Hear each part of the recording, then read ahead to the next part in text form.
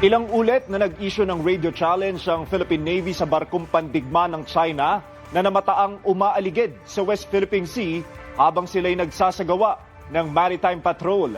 Live mula mismo sa West Philippine Sea nakatutok si Bea Peniza.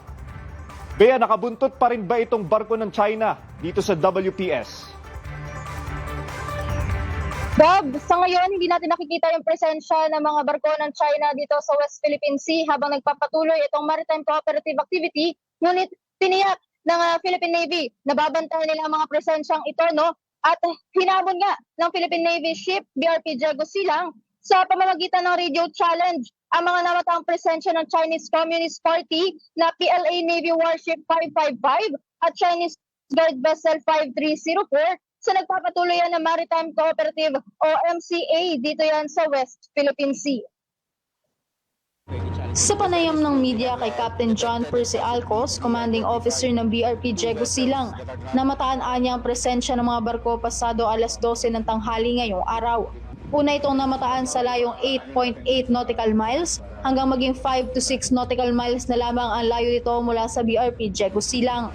We have detected and positively identified two vessels that are not part of the MCA. First is PLA Navy Warship 555.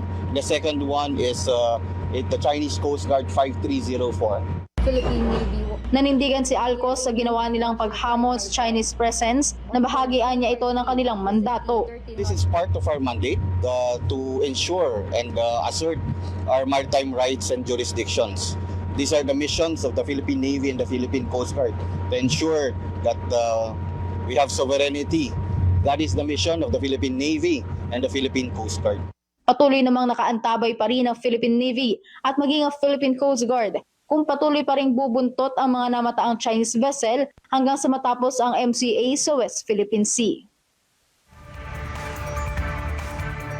Sa mga oras na to, no, tapos na itong maritime cooperative activity ngayong araw para dun sa mga aktibidad na nakalatag ngayong araw, no, at antabayanan pa natin yung iba pang mga aktibidad para bukas at sa mga susunod pang araw. Samantala, patuloy namang makikiisa itong mga assets ng Pilipinas para sa ongoing maritime cooperative activity dito sa West Philippine Sea. Bea Peniza, IBC News. Maraming salamat at ingat kayo dyan, Bea Peniza.